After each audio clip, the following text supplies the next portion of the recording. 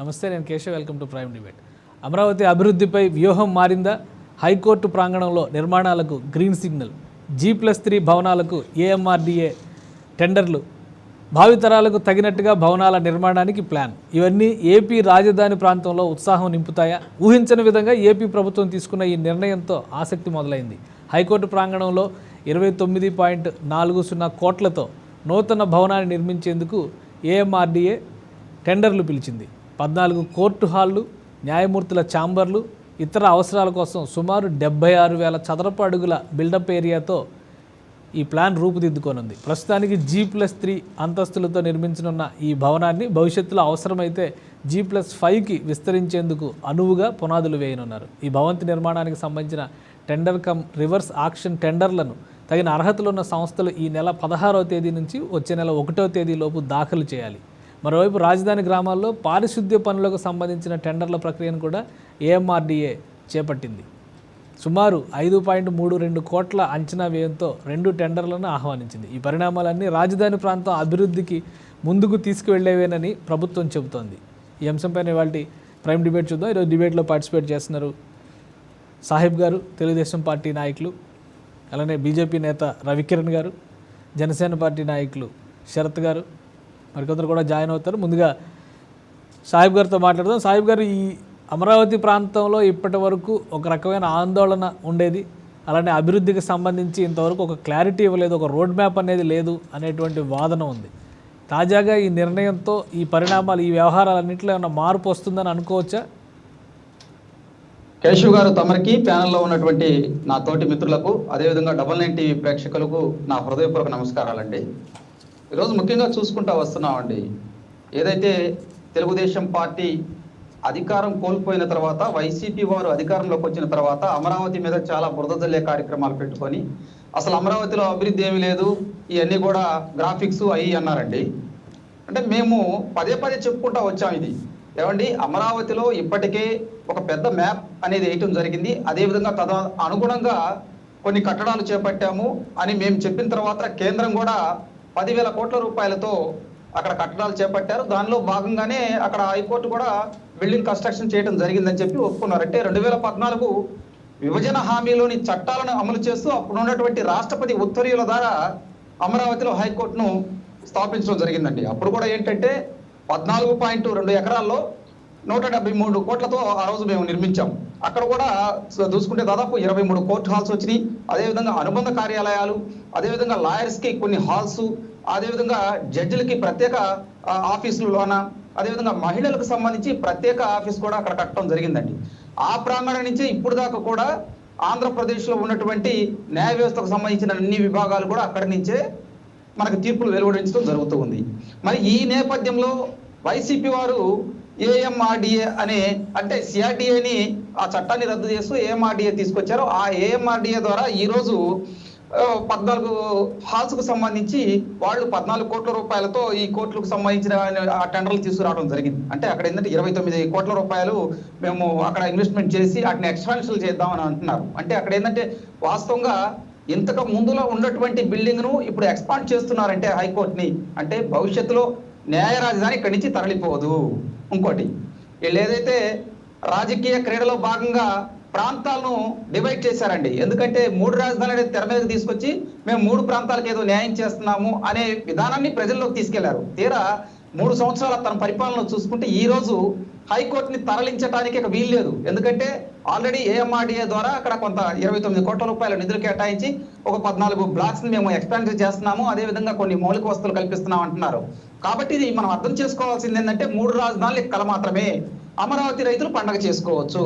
అంటే ఇప్పటికే ఈ రాష్ట్ర ప్రభుత్వం ఒక అడుగు తగ్గిందో వెనక్కేసింది. ఎందుకంటే ఇక భవిష్యత్తులో మనం ఈ చేయడానికి ఏమీ లేదు, ఇక్కడ అవకాశం లేదు. 3 రాజధానులు అనే విషయాన్ని కూడా అదే విధంగా వెనకడుగేస్తారు వీళ్ళు. ఇప్పుడు అక్కడ ఎక్స్పాండ్ చేశారంటే కేశవ్ గారు, అక్కడ ఎక్స్పాండ్ చేశారంటే దాని అర్థం ఇదే. ఈ పాండమిక్ సిచ్యువేషన్ లో అక్కడ ఉన్నటువంటి 600 రోజుల నుంచి రైతులు ఎన్నో కష్టాలు పడ్డారండి. ఒకటి, అమరావతి రైతులకు న్యాయం జరిగేదాకా ఇక్కడ ఉన్నటువంటి సంస్థలు ఎక్కడికి కూడా తరలిపోవు. ఎందుకంటే 2014 విభజన హామీలోని చట్టంలో ఉన్నటువంటి ఆ మౌలిక ఏదైతే ఉన్నాయో అవన్నీ కూడా ఆ చట్టంలో పొందుపరచబడి ఉన్నారండి. ఇక్కడ కేవలం రాజకీయ నాయకులు ఏంటంటే వాళ్ళ రాజకీయ క్రీడలో భాగంగానే ఈ ఇష్యూలన్నీ చేశారు. మేము అడుగుతున్నాం ఈరోజు రాయలసీమ ప్రాంతానికి ఏదో తీసుకెళ్తామన్నారు. వాస్తవంగా తెలుగుదేశం పార్టీ అధికారంలోకి ఉన్నప్పుడు 3 ప్రాంతాలు అభివృద్ధి చెందాలని చెప్పి రాయలసీమను పారిశ్రామికంగా, అదేవిధంగా ఇప్పుడున్నటువంటి డెల్టా ప్రాంతాన్ని విద్యాపరంగా ముందుకు తీసుకెళ్తూ అట్ ది సేమ్ టైం ఉత్తరాంధ్రని ఒక ఐటీ హబ్ గా రూపకల్పన చేసినటువంటి వ్యక్తి నారా చంద్రబాబు నాయుడు గారు. మేము ఆ రోజు చెప్పాం, ఈ రోజు చెప్పాం, అభివృద్ధి వికేంద్రీకరణ జరగాలంటే మనము ఎక్కడి నుంచైనా కానీ ఒక సుపరిపాలన అందించవచ్చు. మేము గతంలో కూడా చెప్పుకుంటూ వచ్చామండి. నిజంగా ముఖ్యమంత్రి గారికి 3 ప్రాంతాలకి ఏదన్నా న్యాయం చేయాలంటే తనకు ఉన్నటువంటి అధికారాలను కొన్నిటికి ఉత్తరాంధ్ర వాళ్ళకి కొన్ని, అదేవిధంగా రాయలసీమ వారికి కొన్ని బదిలీ చేయమనండి. బ్రహ్మాండంగా పాలనా వికేంద్రీకరణ జరిగింది. తద్వారా అభివృద్ధి వికేంద్రీకరణకు అవకాశం ఉంది. ఇక్కడ ముఖ్యంగా చెప్పుకుంటే ఈ రోజు ఏంటంటే ఇక 3 రాజధానుల్లోనే మాట కల్లే. ఎందుకంటే రాయలసీమ ప్రాంతానికి ఇక హైకోర్టు తరలించడానికి వీలు లేదు. రైట్, ఒక నిమిషం. జనసేన నాయకులు శరత్ గారు ఏంటి ఇక 3 రాజధానులు కల్లే, అమరావతి విషయంలో వెనకడుగు వేశారు. ఈ వాదనలన్నీ తెలుగుదేశం చేస్తున్న వాదనలా, లేదంటే వాస్తవ రూపంలో ప్రజలు నమ్మదగినటువంటి అంశాలా? ముందుగా కేశవ్ గారు, మీకు తోటి ప్యానలిస్ట్ అందరికి కూడా నమస్కారం అండి. 99 టీవీ ప్రేక్షకులందరికీ నమస్కారం అండి. సో 600 రోజులు దీక్ష చేసిన తర్వాత ఈరోజు ఒక డెసిషన్ ఏఎంఆర్డీఏ ద్వారా హైకోర్టు ప్రాంగణంలో కొన్ని న్యూ కన్స్ట్రక్షన్స్ చేద్దామని ఆలోచన వచ్చినప్పుడు నిజంగా అది శుభ పరిణామమే.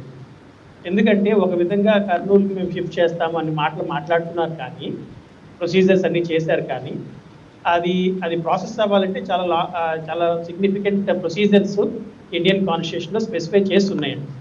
సో మరి వాళ్ళకి ఎక్కడైనా హిట్ వచ్చిందా, లేకపోతే కనుక అది షిఫ్ట్ చేయడం అనేది కష్టమైన ఆలోచనతో ఉన్నారా, లేకపోతే కనుక బై డిఫాల్ట్ ఉన్న జడ్జీలకి లేకపోతే ఉన్న అధికారులకి సరిపోని పరిస్థితుల్లో వీళ్ళు ఈ ప్రాసెస్కి వెళ్తున్నారా అనేది ఒకటండి.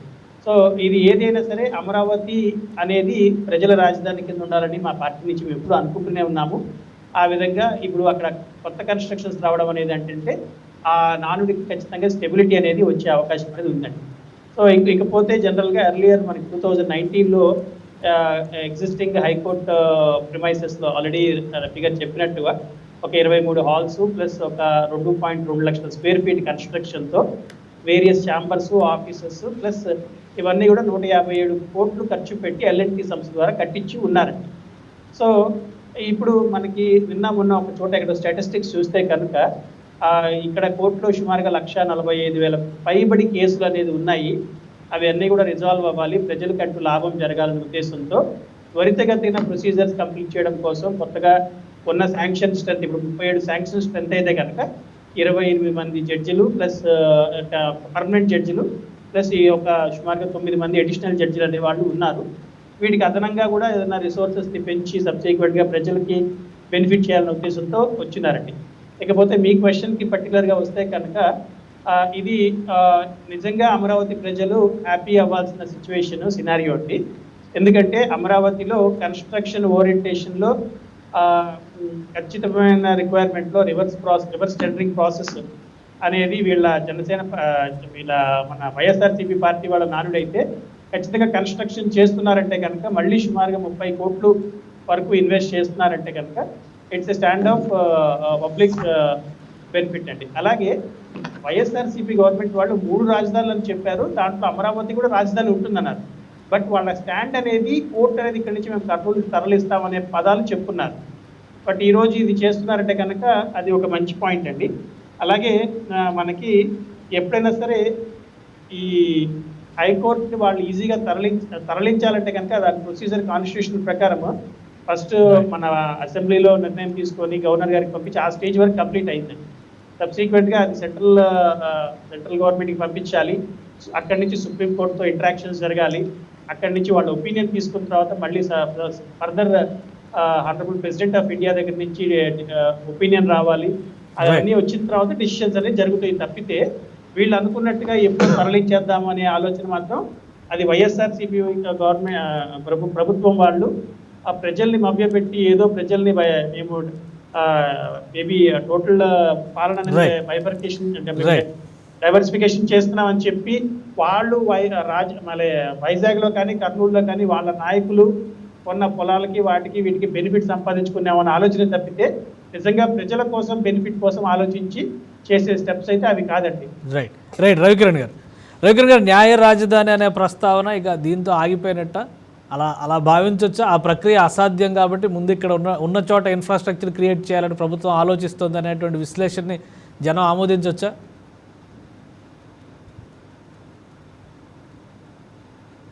రవికిరణ్ గారు వినిపిస్తుందా? వినిపిస్తుంది, చెప్పండి. వినిపిస్తుంది. కేశవ్ గారు, ముందుగా మీకు తోటి ప్యానలిస్టులకి, పెద్దలు గోవర్ధన్ రెడ్డి గారికి, 99 టీవీ వీక్షకులందరికీ శుభ సాయంత్రం అండి. ఓకే, ఈ యొక్క హైకోర్టు యొక్క నేపథ్యం మనం చూసుకుంటే 2018 అప్పుడు ఉన్నటువంటి చంద్రబాబు నాయుడు గారి ప్రభుత్వం ఇక్కడ టెంపరీ భవనాల నిర్మాణం చేస్తున్నాం, దీనికి అనుమతి ఇవ్వాల్సిందిగా అప్పుడు హైదరాబాద్ హైకోర్టుని అడిగారు. అప్పుడు 5 సభ్యుల జడ్జిలు కూడా వచ్చి పరిశీలించారు. పరిశీలించిన నేపథ్యంలో వారు చెప్పింది ఏంటంటే అక్కడ సౌకర్యాలు అరకొరగా ఉన్నాయి, దాన్ని పెంచవలసిందిగా కోరారు.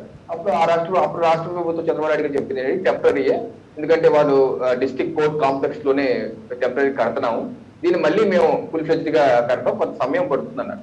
సో దానికి అంగీకరించారు. అందుకనే మనకి 2019 జనవరి 1 నుంచి హైకోర్టు ఆంధ్రప్రదేశ్ రాష్ట్రానికి వచ్చేయడం జరిగింది. అయితే వచ్చేసిన సందర్భంలో కూడా ఏదైతే స్టార్టింగ్ లో సీఎంఓ ఆఫీస్, చీఫ్ మినిస్టర్ గారి ఆఫీస్ లోనే హైకోర్టు అన్నాయండి. కారణం ఏంటి? ఏదైతే సుప్రీంకోర్టులో ఆ రోజు ఎఫిడవిట్ ఇచ్చింది రాష్ట్ర ప్రభుత్వం, మాకు హైకోర్టు రెడీ అయిపోయిందని, అది వాస్తవానికి రెడీ అవ్వలేదు. సో అవ్వని కారణంగా చీఫ్ మినిస్టర్ కార్యాలయంలోనే 2 నెలల రన్ చేస్తారు. దానికి సబ్సిక్వెంట్ గా ఫిబ్రవరి మార్చి లో ఇప్పుడున్న టెంపరీ భవనాలు మోయారు.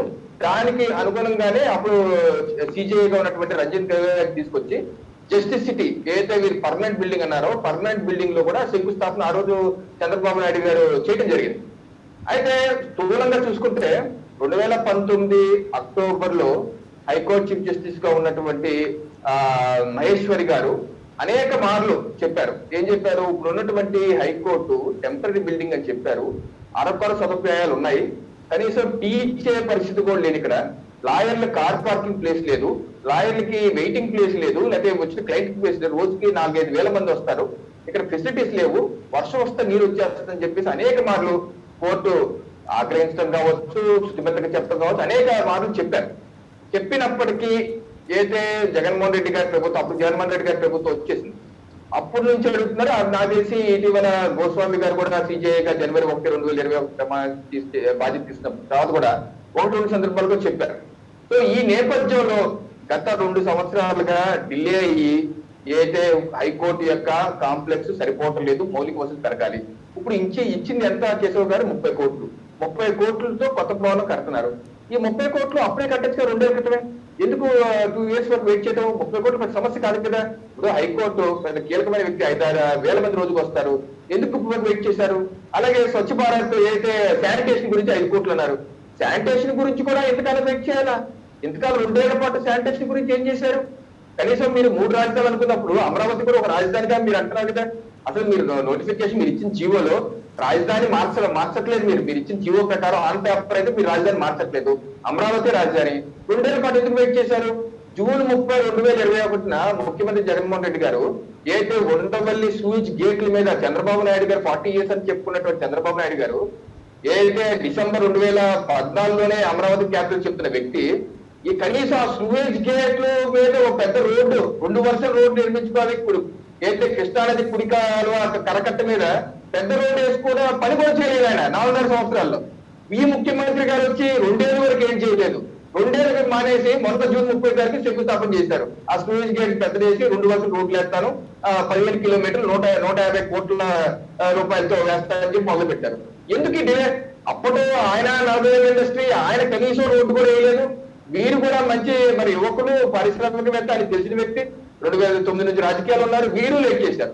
అంటే అనవసరమైనటువంటి, అంటే మన రాజకీయ పరంగా డెసిషన్స్ ఎలా ఉన్నా సరే అక్కడ రోజు ప్రయాణం చేస్తున్నటువంటి ముఖ్యమంత్రి గాని, మంత్రులు గాని, ప్రజలు గాని, సెక్రటేరియట్ సిబ్బంది గాని, వేలాది మంది అయితే ఓటుకు వస్తున్నారు. కానీ ముఖ్యమంత్రి గారు గతంలో ప్రతిపక్ష నాయకుడిగా సాధక బాధకు తెలుసుండి అప్పుడు ఆ ముఖ్యమంత్రిగా డిలే చేశారు, ఇప్పుడు ఈ ముఖ్యమంత్రిగా డిలే చేశారు. పోనీ సంతోషం, ఇప్పుడు కన్నా ఒక అడుగు ముందేసి కోర్టు సమస్యలు తీర్చే విధంగా 30 కోట్లు 300 కోట్లు కాదు కేసులు గారు 30 కోట్లు ఇచ్చి కడుతున్నారు, తొందరగా కట్టండి.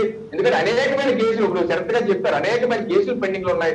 దేశవ్యాప్తంగా ఎన్నో కోట్ల కేసులు పెండింగ్ ఉన్నాయి, మన రాష్ట్రంలో ఎన్నో లక్షలు పెండింగ్ ఉన్నాయి. కనీసం మినిమం సౌకర్యాలు కల్పించాలని చెప్పి చీఫ్ జస్టిస్ ఎప్పటి నుంచి అడుగుతున్నారు. 2 ఏళ్ళు లేట్ చేశారు, కనీసం ఇప్పుడు కన్నా సంతోషం చేరుకున్నారు. తొందరగానే కట్టి ఇటు అసెంబ్లీకి వెళ్ళే వాళ్ళకి సెక్రటరీ ఇంకో బాధ, ఇప్పుడున్న జడ్జీలకి కనీసం ఉండడానికి నివాసం కూడా లేదు, గెస్ట్ హౌస్ లో ఉంటున్నారు.